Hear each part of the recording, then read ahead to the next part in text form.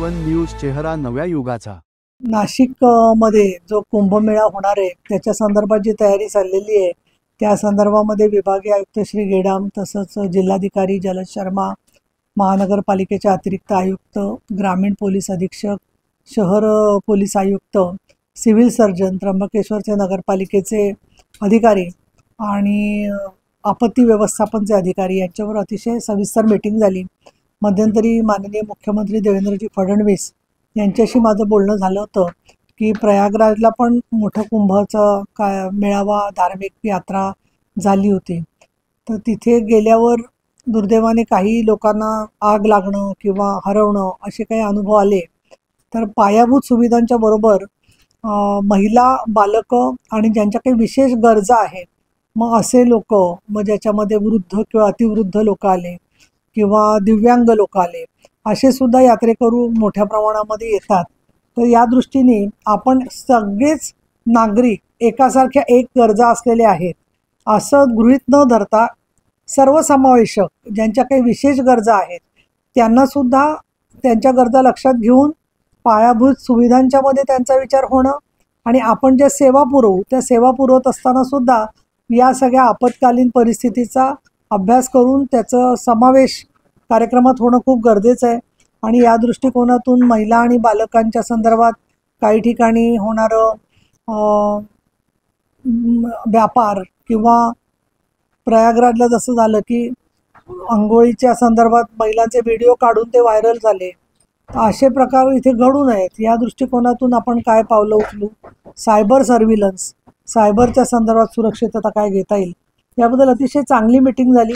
आणि एक दिसतं आहे की शासनाने भरपूर त्याच्यासाठी आर्थिक बजेट उपलब्ध करून दिलेले आहे, पण त्याचबरोबर आरोग्य सेवा आलेल्या रुग्णांना मिळाव्या यासाठी प्रशासनाने जे प्रयत्न केले त्याला खाजगी आणि धर्मादाय रुग्णालयांनी सुद्धा खूप चांगल्या प्रकारचे प्रतिसाद दिलेला आहे। आणि ते देखील इथली खाजगी हॉस्पिटल्स जी आहेत ती सुद्धा कुंभाच्या काळामध्ये स्वतःच्या सेवा अंशतः मोफत लोकांना उपलब्ध करून देणार आहेत।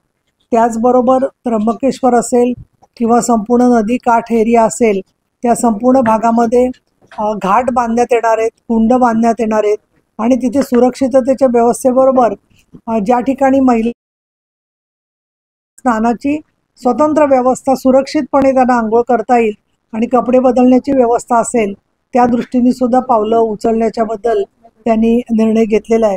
याखेरीज जेवढे लक्षावधी लोक तिथे येतील तर त्यांचं दर्शनाच्या बरोबर चांगलं दर्शन त्यांचं व्हावं म्हणून फक्त सिंहस्थामध्ये नाशिक शहरावरती किंवा त्र्यंबकेश्वरावर ताण येणार नाही आहे, तर हा जो ताण आहे तो आसपासची जी बाकीची शहरं आहेत ज्याच्यामध्ये शिर्डी आहे किंवा घृष्णेश्वर आहे, भीमाशंकर आहे, शनी शिंगणापूर आहे, ही जी आसपासची शहरं आहेत त्या शहरांमध्ये सुद्धा त्या गावांमध्ये सुद्धा यात्रेकरू मोठ्या प्रमाणात जातील आणि रस्त्यावरून चालतच हे लोक सगळे प्रवास करण्याचा त्यांचा प्रयत्न असतो। आणि या दृष्टिकोनातून आपण कशा प्रकारे सप्तशृंगी गड आहे तर या सगळ्या ठिकाणचं सुद्धा पायाभूत सुविधांचा त्यांनी समावेश केलेला आहे। याखेरीज मी एक सूचना केली की ज्या ठिकाणी ते राहतील तर त्या तिथे संगीत आणि कला, विशेषतः रामायण, धार्मिक प्रवचन, कीर्तन अशा प्रकारचे सत्संग असे कार्यक्रम सुद्धा त्यांच्या निवासाच्या ठिकाणी चालू राहतील।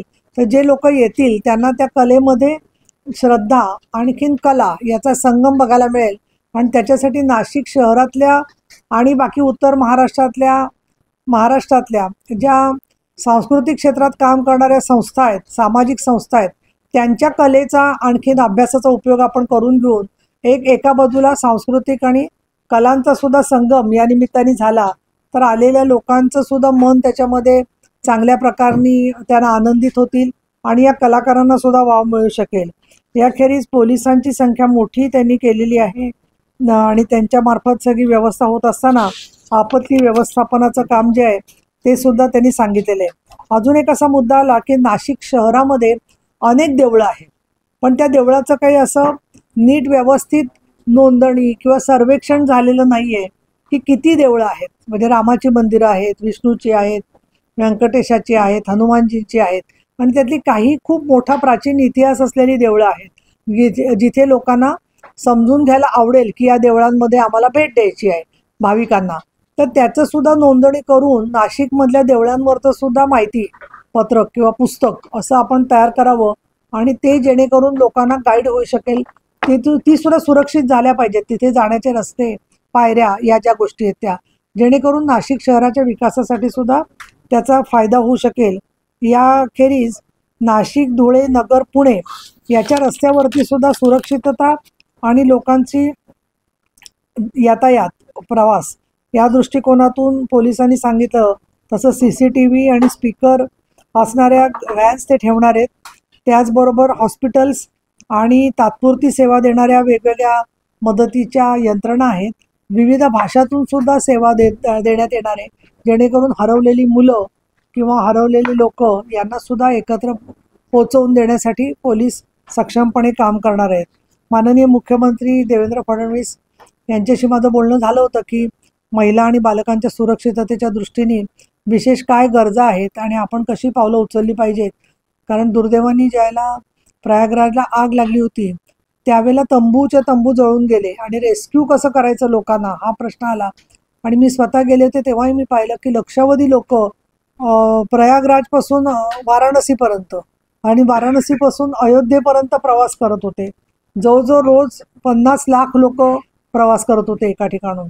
त्यामुळे इथे सुद्धा कुंभामध्ये रोज कोट्यवधी लोक येतील असं अपेक्षित आहे. तर यासाठी म्हणून ही व्यवस्थापन अधिक चांगलं कसं होईल, तर इथं अत्यंत कार्यक्षम आणि चांगले अधिकारी इथे आहेत.